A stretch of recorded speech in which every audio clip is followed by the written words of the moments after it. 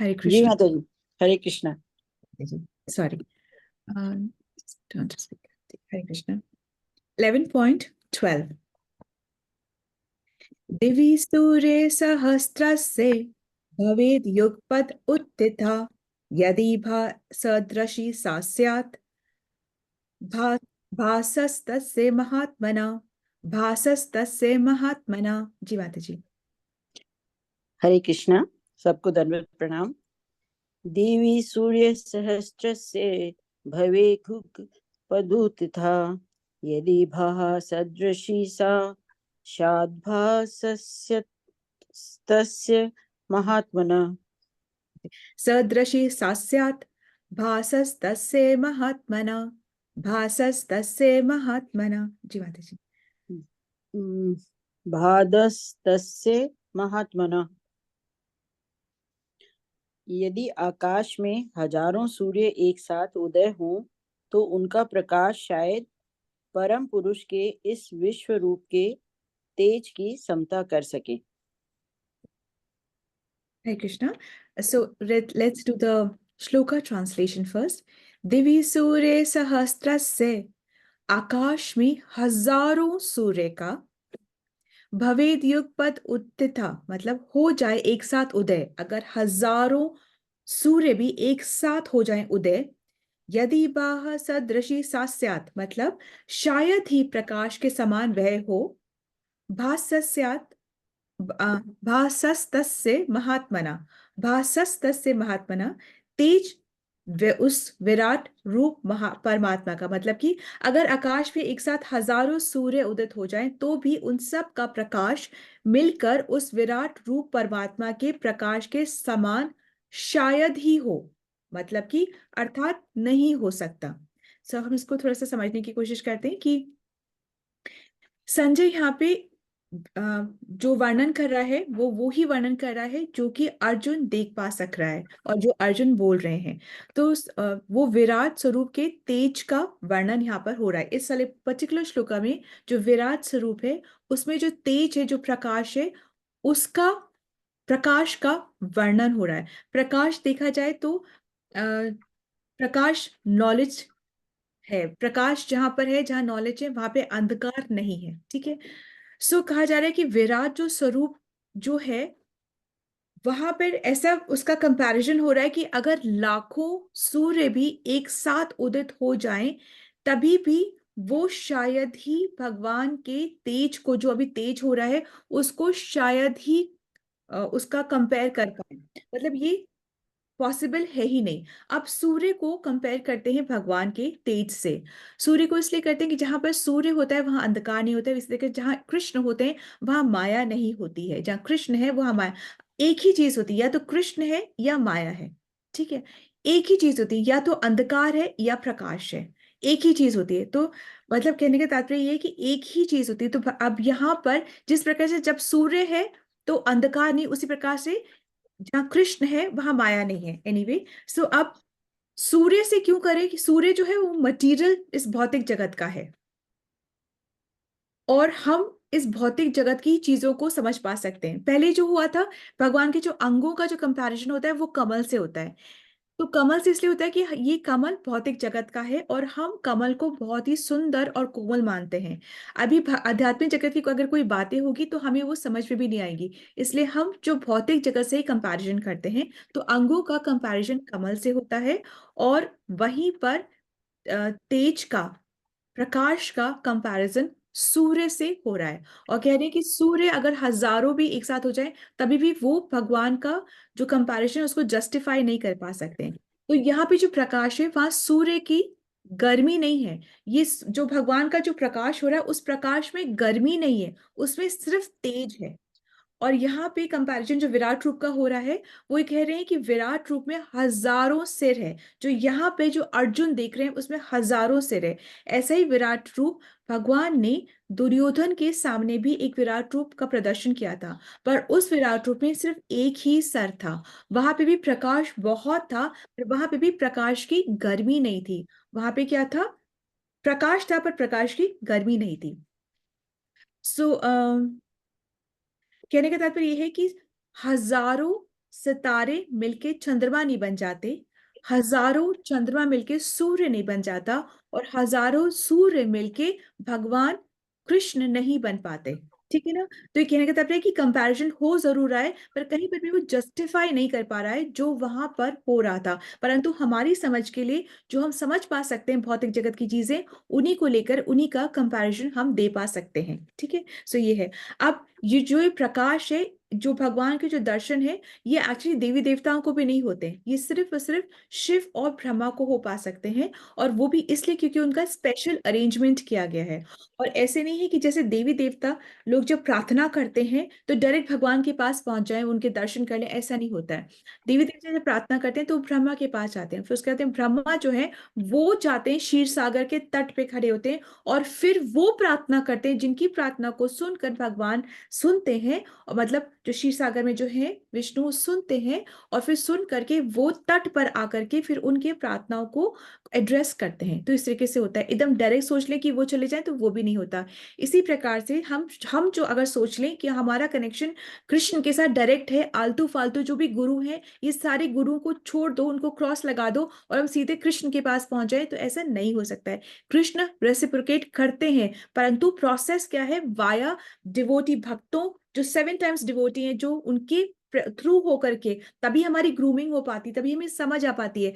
अगर भगवत गीता के शुरू के दिन ही हम बोल दें, अब हम अगर समझने की कोशिश करें कि छोड़ दो सब कुछ, सिर्फ भक्ति करो, तो हम उसको छोड़ देंगे पर हम भक्ति नहीं करेंगे।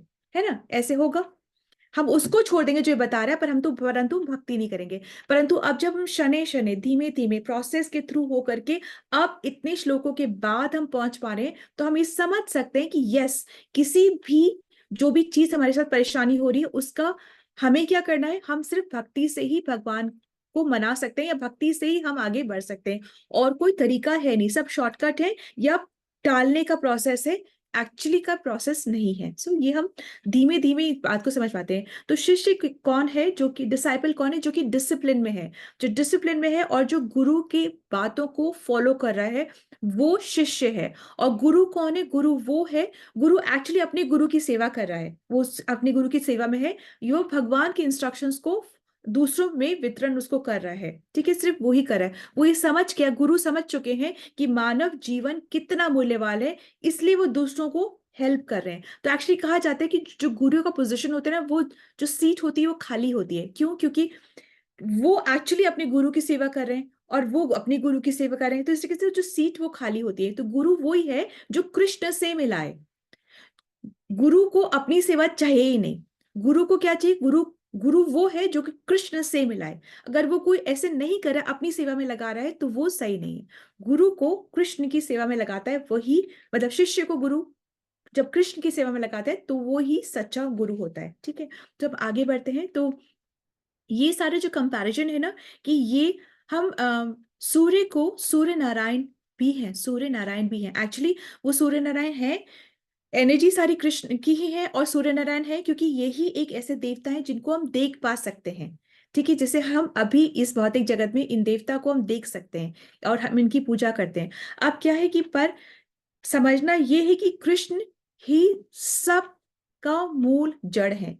सब कृष्ण से, ये सब कृष्ण की ही एनर्जी है। अब जो इस रहस्य को समझ जाता है वो क्या करता है, चुपचाप एक जगह एकांत में बैठ के अपनी माला, अपनी चैंटिंग करता है। ठीक है, और वो सुख और शांति से, बिना बहुत हबड़ दबड़ के अपने घर को ही वृंदावन बना करके और अपनी जो जो साधना है वो करता है। ठीक है, परंतु जो इस बात को नहीं समझते हैं वो फिर इधर उधर भागा दौड़ी करते हैं। फिर वो क्या करते हैं, धन के लिए किसी के पास, विद्या के लिए किसी के पास, स्वास्थ्य के लिए किसी के पास, विवाह के लिए किसी के पास, तो फिर वो भागा दौड़ी करते हैं। या फिर अब मेडिटेशन शुरू हो गया है, ये क्या बोलते हैं, साउंड थेरेपी शुरू हो गई, मेडिटेशन हो गया शुरू, विपश्यना, चुप रहना, ये सब शुरू हो गया है। एक बार चैतन्य महाप्रभु ने हमें महामंत्र का दिया है ना, हरे कृष्णा महामंत्र चैतन्य महाप्रभु ने दिया है। अब क्या, एक बार चैतन्य महाप्रभु जो थे वो कीर्तन किया करते थे, तो उनका कीर्तन नगर कीर्तन भी होता था, परंतु कुछ कीर्तन वो अपने शुद्ध भक्तों के साथ एसोसिएशन में अलग से भी किया करते थे। वहां पर जो नए भक्त थे उन लोगों का आना अलाउड नहीं था, ये बात सबको पता थी। परंतु एक था जो कि खाली दूध पी करके रहता था वो, और उसको लगता था कि मैं बहुत तप कर रहा हूँ। तो वो उसका बहुत मन कि मैं चैतन्य महाप्रभु का कीर्तन अटेंड करूं, पर अलाउड नहीं था। तो उसने किसी को बताया और फिर उसने कहा अच्छा ठीक है, चुप से लेकर के पेड़ के पीछे होकर सुनना। तो जब है ना वो महाप्रभु जब कीर्तन कर रहे थे तो उनको कुछ आभास सा हो गया कि कोई तो नया है यहाँ पे, जो कि यहाँ पे बिना परमिशन के है। तो उन्होंने फिर चिल्ला के बोला कि कौन है यहाँ पे, कौन है, बाहर निकल के सामने आओ। तो अब वो छुपा नहीं रह सकता था, उसको बाहर आना पड़ा। तो जो बाहर आया तो फिर दूसरे ने बोला तुम कैसे आए। तो फिर जो लेकर आया था उसने कहा, प्रभु मैंने लेकर आया क्योंकि इसकी बहुत इच्छा थी, ये बहुत वैरागी का जीवन जीता है और सिर्फ दूध पी के ही रहता है। तो वो उन्होंने क्या बोला, चैतन्य महाप्रभु ने क्या बोला कि दूध पीने से भक्ति नहीं होती। तो हम सोचे कि इसमें क्या होता है, हमें अपने वैराग का अभिमान आ जाता है कि हम तो खाली एक दूध पी के रहते हैं, हम तो खाली, तो हमें वैराग का अभिमान जरूर आ जाता है, परंतु इससे ऐसे इसमें भक्ति नहीं होती है। तो भगवान महाप्रभु उसको बाहर भेज देते हैं। परंतु वो जो भक्त था ना, उसने बुरा नहीं माना। उसने ये सोचा कि चलो इस बहाने मुझे महाप्रभु के दर्शन तो हो गए। और फिर उसने उनको फॉलो करके उन्हीं उनके अनुसार ही भक्ति आगे शुरू करी, और फिर वो बहुत उच्च लेवल का वो भक्त बना। ठीक है, उसको अपना मार्ग मिला। सो कहने का तात्पर्य ये कि वैराग को अपना लेने से सिर्फ हमें घमंड आ सकता है, भक्ति नहीं आती। और जब घमंड आता है तब क्या होता है, हमारा फॉल निश्चित होता है। तो ये हो जाता है। ठीक है, ये सारी बातें हमें पता है कैसे चलती हैं।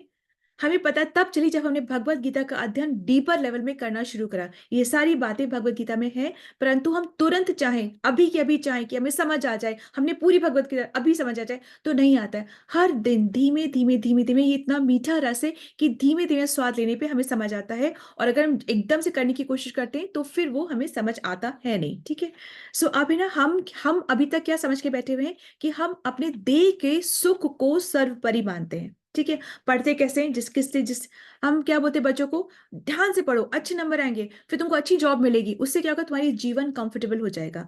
स्कूल में ये बोलते हैं get good grades so that you get a good job, good job will promise a good life, comfortable life to you. और फिर हम 17-18 घंटे जॉब में ही पिसते रहते हैं। ठीक है, वही करते हैं। तो हमें ये विद्या कहीं नहीं मिलती है। ये विद्या हमें सिर्फ और सिर्फ भक्तों के संग में कृपा होती है, अगर भक्तों की कृपा होती है तो, या फिर भगवत गीता से हमें मिलती है। ठीक है, हम क्या करें, साइंस में टेक्नोलॉजी को बहुत एडवांस करें। तो टेक्नोलॉजी को एडवांस करने का पर्पस क्या है, पर्पस यह है कि हम अपनी सुविधा को बढ़ा रहे हैं, शारीरिक सुविधा को हम बढ़ा रहे हैं। टेक्नोलॉजी से सुविधा है, परंतु शारीरिक सुविधा को हम बढ़ा रहे हैं।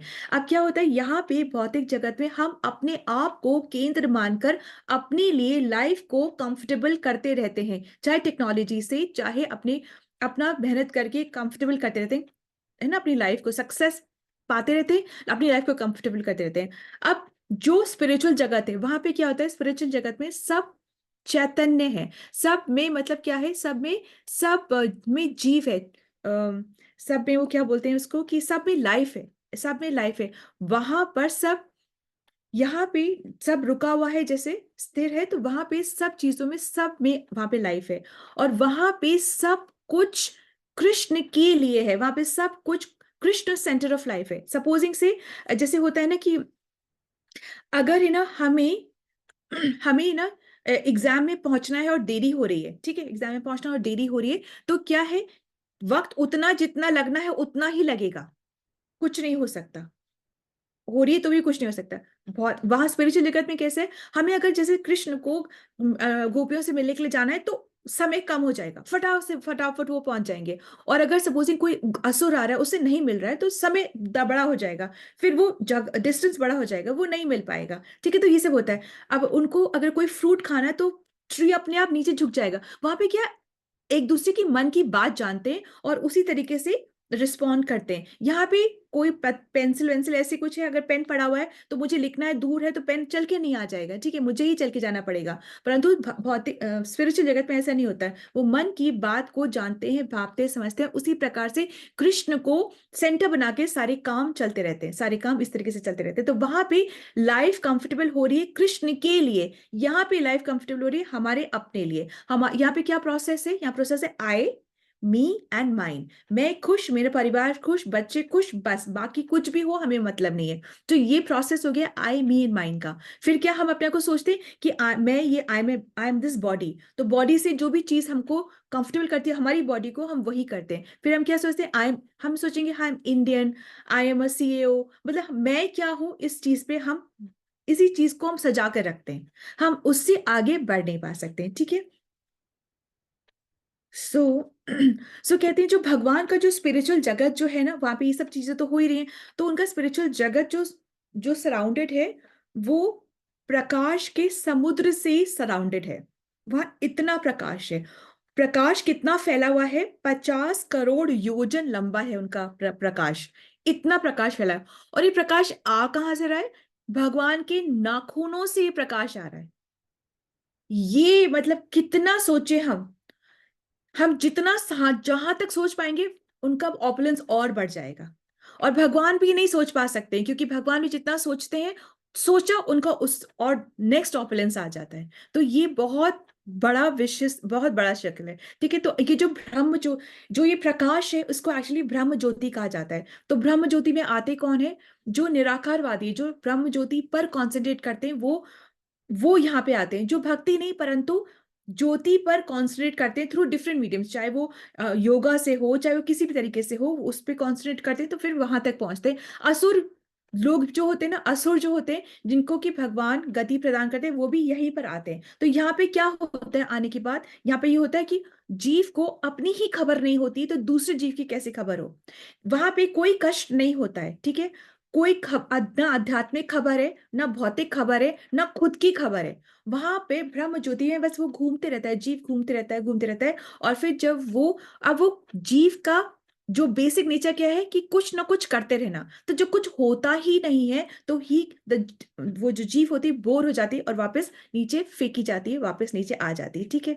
तो सो बस this is the this is the understanding, कि ये कंपैरिजन कर रहे हैं, कोशिश कर रहे हैं कि सूर्य जितना प्रकाश है, परंतु ये जस्टिफाइड कंपैरिजन नहीं, क्योंकि उतना भी नहीं हो सकता। पर कर इसलिए नहीं, जैसे कि हमारी समझ से जो चीजें हैं उसी से हम कंपेयर कर पा सकते हैं, ठीक है। सो हरे कृष्णा, धन्यवाद। This understanding from today shloka. Srila Prabhupada की जय, श्रीमद् भगवद गीता की जय। Hare Krishna. Let's move on to another